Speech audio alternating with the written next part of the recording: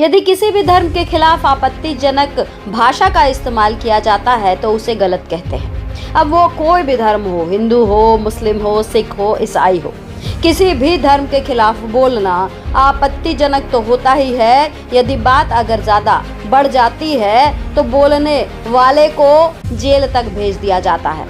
लेकिन फिलहाल जो अभी एक केस सामने आया है, जो 4th ईयर लॉ की स्टूडेंट शर्मिष्ठा पनौली से जुड़ा है, उस केस में शर्मिष्ठा पनौली को जेल भेज दिया जाता है। लेकिन लोगों ने अब सवाल करना शुरू कर दिया है कि एक धर्म विशेष को यदि शर्मिष्ठा पनौली द्वारा गाली दी गई तो उसे जेल भेज दिया गया। लेकिन ऐसा ही कुछ कई बार कई लोगों के द्वारा हिंदू देवी देवताओं को भी गाली दी गई, उन्हें क्यों नहीं जेल भेजा गया? आज इस पर हम बात करेंगे।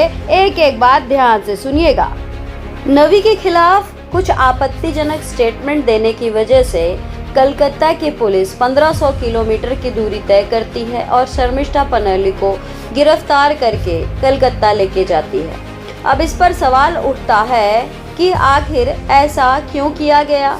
एक 22 साल की बच्ची के साथ जो कुछ भी हुआ, कहीं ना कहीं उसके करियर को खराब करने की कोशिश ममता सरकार ने की है। अब तमाम तरह की बातें तो हो रही है दोस्तों। लोग सामने बढ़ बढ़ के शर्मिष्ठा पनौली के फेवर में बात कर रहे हैं, उसको न्याय दिलाने की बात कर रहे हैं। यदि इस केस को आप ध्यान से सुनेंगे तो इस पूरे मामले को 3 भागों में बांट दिया गया है। एक भाग में मुसलमान हैं, दूसरे भाग में हिंदू हैं और तीसरे भाग में सरकार है। अब हिंदुओं का कहना है कि हमारे देश में 2 तरह के कानून कैसे चल सकते हैं।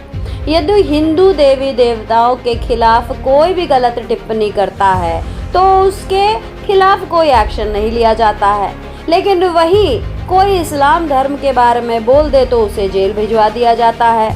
क्या कोर्ट, क्या पुलिस, यहाँ तक कि पार्टी भी एक्शन में आ जाती है।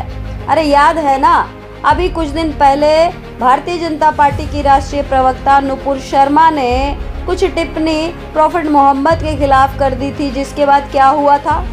नुपुर शर्मा को भारतीय जनता पार्टी ने बाहर का रास्ता दिखा दिया था। अब आइए उस बात पर चर्चा करते हैं जो हिंदू कह रहे हैं कि हमारे देवी देवताओं के खिलाफ अगर कोई भी टिप्पणी होती है तो उस पर तो कोई एक्शन नहीं होता, लेकिन इस्लाम धर्म के बारे में कुछ कह दो तो जेल तक जाने की नौबत आ जाती है। ऐसा क्यों होता है, कभी सोचा है? हम बताते हैं। कश्मीर के पहलगांव में जब 26 लोगों की हत्या कर दी गई, उस वक्त शर्मिष्ठा पनौली ने अपने सोशल मीडिया के जरिए अपना विरोध दर्ज कराया। उसने पाकिस्तानियों को भर भर के घेरा। यही नहीं, देशभक्ति के ऊपर बड़ी बड़ी पिक्चरें बनाकर खूब सारे पैसे बटोरने वाले एक्टरों को भी शर्मिष्ठा ने घेरते हुए पूछा कि आप लोग तो देशभक्ति के ऊपर तमाम तरह की फिल्में बनाते हो, लेकिन आज जब देशभक्ति दिखाने का वक्त है तो क्यों चुप हो? आखिर बॉलीवुड के तीनों खान पाकिस्तानियों के खिलाफ टिप्पणी क्यों नहीं करते?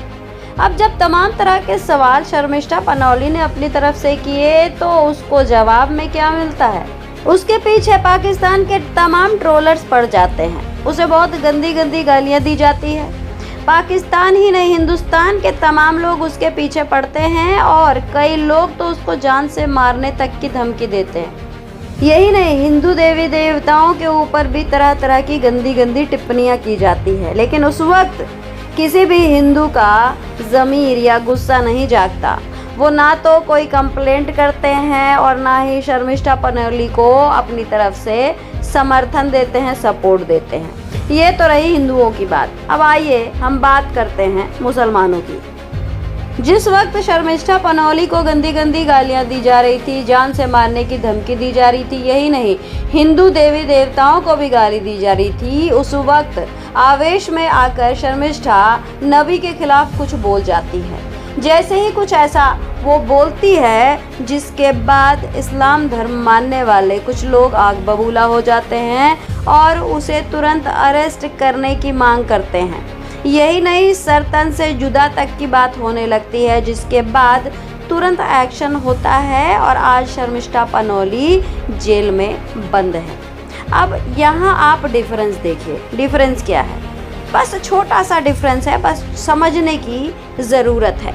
अब जो हिंदू कहते हैं कि एक देश में दो तरह के कानून कैसे चल सकता है, भाई दो तरह का कानून नहीं चल रहा है, कानून तो एक ही चल रहा है, बस तुम्हारे आवाज़ उठाने पर कहीं ना कहीं कमी है। यदि नबी के खिलाफ बोलने पर सारे इस्लाम धर्म को मानने वाले लोग खड़े हो सकते हैं, वो अपनी डिमांड रख सकते हैं और शर्मिष्ठा पनौली को जेल में भेज सकते हैं, तो जब हिंदू देवी देवताओं के खिलाफ इस तरह से टिप्पणी की जा रही थी, जो हिंदू कहते हैं कि माँ काली के खिलाफ गंदी गंदी टिप्पणी की गई या फिर महादेव के खिलाफ गंदी गंदी टिप्पणी की गई, लेकिन उनके खिलाफ कोई एक्शन नहीं हुआ। सवाल ये उठता है कि जब ये टिप्पणियाँ की जा रही थी तो उस वक्त कानून का सहारा क्यों नहीं लिया गया, क्यों नहीं ऐसी डिमांड की गई जिस तरीके से अभी शर्मिष्ठा पनौली के खिलाफ की गई और उसे जेल भिजवाया गया। कानून दो नहीं है, जब इंसान के मेहनत में या उसकी इच्छा शक्ति में कमी रहेगी तब ऐसा ही होगा, जिसे अब ये कह दिया जाए कि हमारे धर्म के बारे में कोई भी कुछ बोल के चला जाता है, उनके खिलाफ एक्शन नहीं होता है, लेकिन इस्लाम धर्म के बारे में बोलो तो एक्शन होता है।